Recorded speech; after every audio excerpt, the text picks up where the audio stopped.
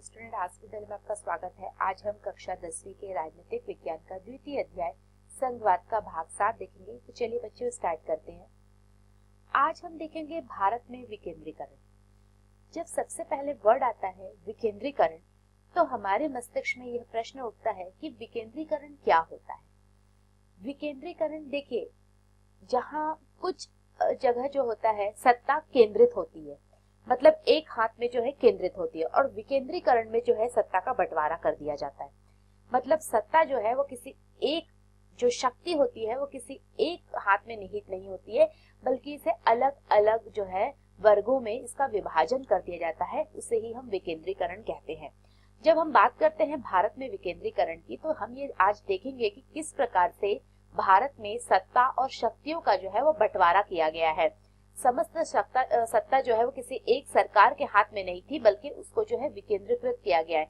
जैसे कि भारत में आप जानते हैं सेंट्रल गवर्नमेंट है, स्टेट गवर्नमेंट है, तो ऐसा नहीं है कि सारी शक्तियां जो है वो केवल सेंटर के पास ही है। नहीं, कुछ जो होता है शक्तियां जो है वो केंद्र के पास होती है।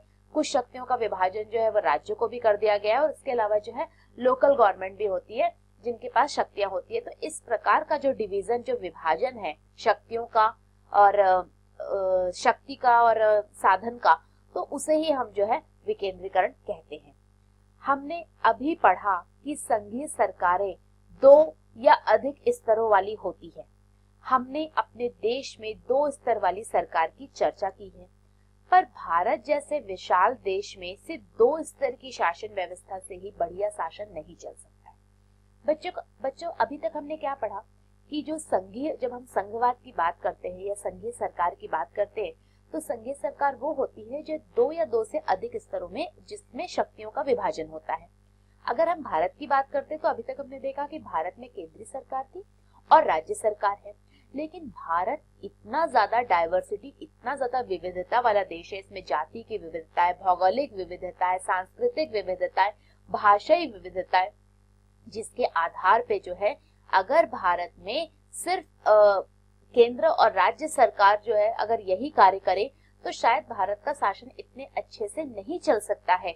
इसलिए भारत में एक समुचित और बहुत ही प्रभावशाली शासन व्यवस्था को लागू करने के लिए आवश्यक है कि भारत जैसे जो विशाल देश है, जो लार्ज कंट्री होती है इंडिया जैसी, उसमें संघीय शासन व्यवस्था को अपनाया जाए, और केवल 2 ही नहीं बल्कि शक्तियों को और जो है विभाजित किया जाए। और इसीलिए भारत में पहले हमने देखा केंद्रीय शासन में जो है कुछ शक्तियां केंद्रीय शासन के पास है, कुछ शक्तियां जो होते हैं वो राज्य सरकार के पास होती है, और एक तीसरी सरकार है जिसे कि हम लोकल गवर्नमेंट के नाम से जानते हैं, स्थानीय शासन के नाम से जानते हैं। उसमें भी कुछ शक्तियां जो है वो निहित है। आज हम इन तीनों को समझने का प्रयास करेंगे। भारत के प्रांत यूरोप के स्वतंत्र देशों से भी बड़े हैं।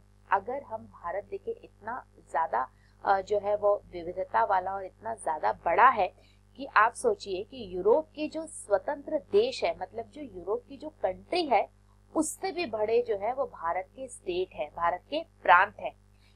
जैसे कि बहुत सारे ऐसे देश है जो कि यूरोप के, जो कि भारत के प्रांत से छोटे हैं, चाहे वो जर्मनी हो या फ्रांस हो। ऐसे बहुत सारे स्वतंत्र देश है। जनसंख्या के अगर हम हिसाब से बात करते हैं, अगर पॉपुलेशन के हिसाब से देखते हैं, तो भी उत्तर प्रदेश रशिया से बड़ा है। तो यूपी जो है वो रूस से बड़ा है पॉपुलेशन को अगर हम देखें, क्योंकि हम देख सकते हैं कि रशिया की जो पॉपुलेशन है वो 10 से 15 करोड़ है, और उत्तर प्रदेश की अकेली पॉपुलेशन जो है वो 20 करोड़ के आसपास की है। तो आप देखिए कि हमारा जो प्रांत है वो एक कंट्री से भी बड़ा है, और उसके अलावा वहां की जनसंख्या भी जो है वो उससे ज्यादा है।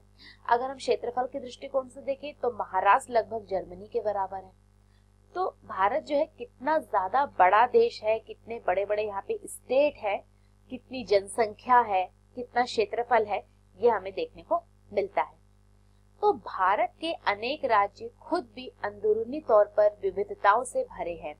इस प्रकार इन राज्यों में भी सत्ता को बांटने की जरूरत है। आपने देखा भारत में कितनी ज्यादा विविधता है, क्षेत्रफल के दृष्टिकोण से, जनसंख्या के दृष्टिकोण से, और उनके आकार के दृष्टिकोण से। और इसके साथ साथ ऐसा भी नहीं है कि भारत के जो राज्य है, मतलब अगर एक स्टेट है तो उसके अंदर भी जो है विविधता, ऐसा नहीं है कि अगर वो एक स्टेट है, मान लीजिए अगर उदाहरण के तौर पे आप कर्नाटक को देखिए, कर्नाटक में भी बहुत ज्यादा जो है भौगोलिक आधार पर विविधता है। और अगर आप उत्तर प्रदेश को भी लेते हैं तो यूपी में भी भौगोलिक विविधता हमें देखने को मिलती है। तो ऐसा नहीं है कि एक स्टेट है तो वहां पे जो है हमें किसी प्रकार की कोई डाइवर्सिटी देखने को नहीं मिलेगी। भारत के हर राज्य में भी जो है अंदरूनी विविधता है।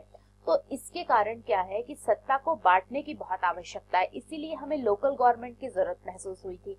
क्योंकि सारा कार्य जो होता है वो केंद्र और राज्य सरकारें नहीं कर सकती है। राज्य के अंदर की विविधताओं को देखते हुए ही हमारे संविधान में लोकल गवर्नमेंट जो है उसे बनाने का प्रस्ताव रखा गया था। भारत में संघीय सत्ता की साझेदारी 3 स्तरों पर करने की जरूरत है, जिसमें तीसरा स्तर स्थानीय सरकारों का हो और वह प्रांतीय सरकार के नीचे हो। भारत के संविधान में यह बात कही गई कि जो संघीय सत्ता की जो साझेदारी है, जो पावर की शेयरिंग है, वो 3 स्तरों पर होनी चाहिए। इसके लिए जो होता है 3 टायर होनी चाहिए। पहला आपका केंद्र सरकार है, फिर राज्य सरकार है, और तीसरा स्तर जो है वो प्रांतीय सरकार का होना चाहिए, जिसे कि हम लोकल गवर्नमेंट या स्थानीय प्रशासन के नाम से भी जानते हैं, जो किसके अंदर होगी, जो कि राज्य सरकार के अधीन होंगी, उनके नीचे कार्य करेंगी। भारत में सत्ता के विकेंद्रीकरण के पीछे यही तर्क दिया गया है। इसके फलस्वरूप तीनों स्तरों की सरकार का संघीय ढांचा सामने आया, जिसमें तीसरे स्तर को स्थानीय शासन कहा जाता है। तो भारत में जो विकेंद्रीकरण है, डिसेंट्रलाइजेशन है, उसके पीछे क्या तर्क दिया गया? उसके पीछे यही तर्क दिया गया था कि शासन को सुचारू रूप से चलाने के लिए अब जो है तीनों स्तरों की सरकार का संघीय ढांचा जो है हमें देखने को मिला। और इसमें जो तीसरे स्तर की जो सरकार है, तीसरे स्तर को क्या कहा गया? स्थानीय शासन कहा गया। जब केंद्र और राज्य सरकार से शक्तियां लेकर स्थानीय सरकार को दी जाती है तो इसे सत्ता का विकेंद्रीकरण कहते हैं। अब हम ये समझते हैं कि सत्ता का विकेंद्रीकरण क्या है।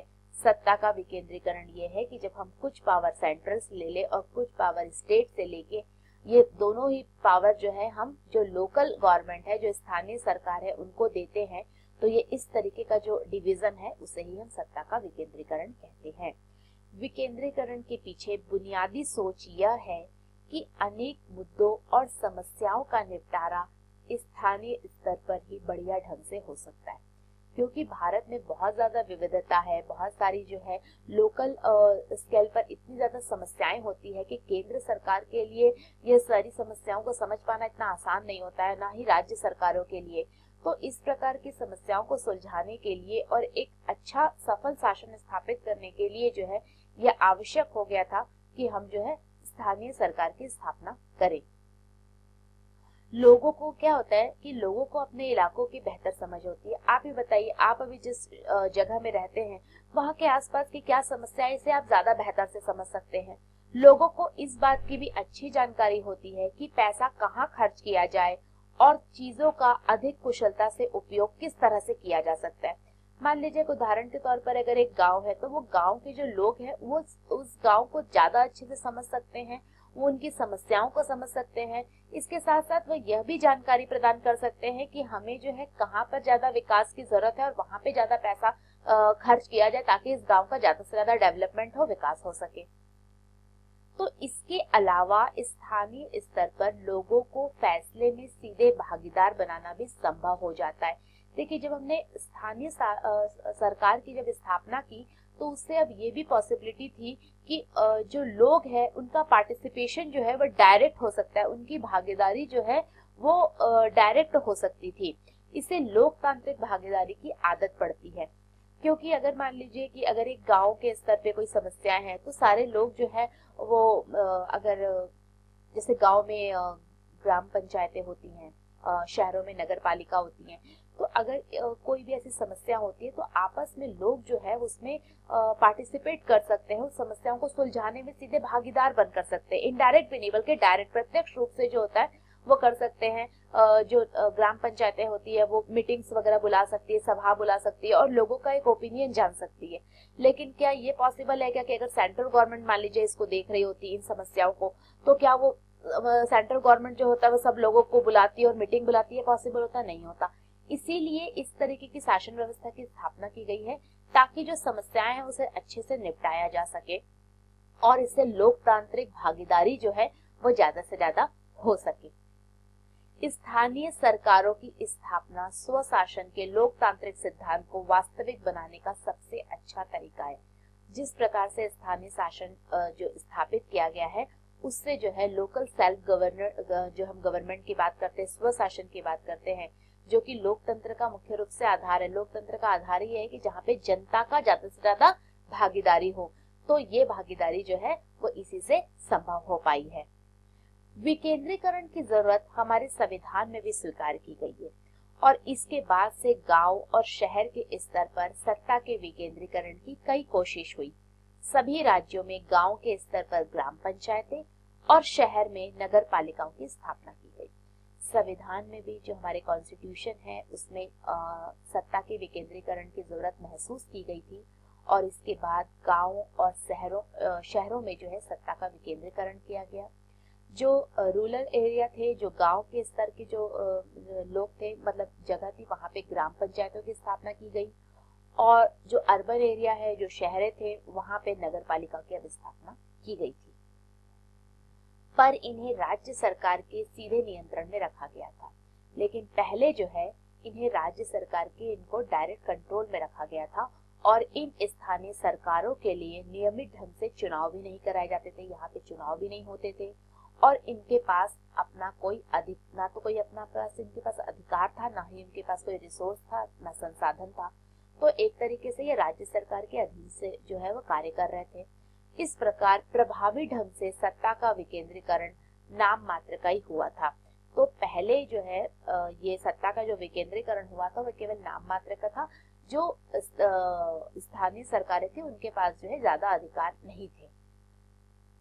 वास्तविक विकेंद्रीकरण की दिशा में एक बड़ा कदम 1992 में उठाया गया, लेकिन 1992 के बाद जो है 92-93 में जो है इस दिशा में इस विकेंद्रीकरण की दिशा में एक बहुत महत्वपूर्ण कदम उठाया गया और संविधान में संशोधन करके, जो हमारी कॉन्स्टिट्यूशन है उसमें अमेंडमेंट करके लोकतांत्रिक शासन व्यवस्था के इस तीसरे स्तर को ज्यादा शक्तिशाली और अप्रभावी बनाया गया। तो संविधान में संशोधन किया गया और इसे ज्यादा से ज्यादा शक्तिशाली बनाने का प्रयास किया गया। अब स्थानीय स्वशासी निकायों के चुनाव नियमित रूप से कराना संवैधानिक बाध्यता है। अब यह हो गया है कि जो भी स्थानीय जो स्वशासी जो बॉडी जो है उनके चुनाव नियमित रूप से होंगे। निर्वाचित स्वशासित निकायों के सदस्य तथा पदाधिकारियों के पदों में अनुसूचित जाति, अनुसूचित जनजाति और पिछड़ी जातियों के लिए सीटें आरक्षित होंगी। इनके साथ साथ जो ये निर्वाचित स्वशासी जो निकाय है, जो बॉडी है, उनके जो भी सदस्य होंगे, जो अधिकारी होंगे, उनके पदों के लिए ST, SC और जो भी बैकवर्ड क्लास है उनके लिए जो है रिजर्वेशन रखा गया था। वो सीट जो है वो इन्हीं के लिए रिजर्व रहेंगी।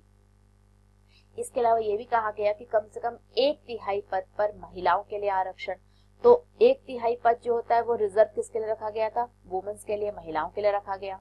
हर राज्य में पंचायत और नगर पालिका चुनाव कराने के लिए राज्य चुनाव आयोग नामक स्वतंत्र संस्था का गठन किया गया था और राज्य चुनाव आयोग नामक जो होता है एक संस्था का भी अब गठन किया गया था, जो कि पंचायत और नगर पालिका का चुनाव करवाते थे।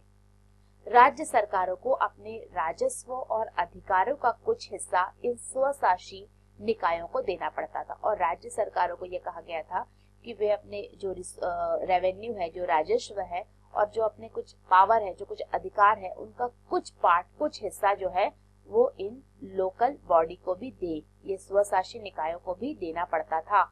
और सत्ता में भागीदारी की प्रकृति हर राज्य में अलग अलग है, लेकिन ये किस राज्य में जो है वो राज्य सरकार ग्राम पंचायतों को कितना पैसा प्रदान करती है या फिर कितना राजस्व में देती है, कितने अधिकार देती है, ये हर क्षेत्र में जो होता है, मतलब सत्ता में जो भागीदारी है, ये हर राज्य में अलग अलग थी। So what did we learn today? आज हमने क्या पढ़ा और क्या सीखा? तो आज हमने सबसे पहले ये देखा कि भारत में सत्ता का विकेंद्रीकरण किस प्रकार से किया गया। जैसे पहले सिर्फ केंद्रीय सरकार थी और राज्य सरकार थी, अब जो है एक संविधान में संशोधन करके एक नई सरकार जो है उसको प्रारंभ किया गया था, जिससे कि लोकल गवर्नमेंट या फिर स्थानीय सरकार के नाम से जाना जाता है, जिससे कि हमारी शासन व्यवस्था जो है और अधिक सुचारू रूप से चल सके।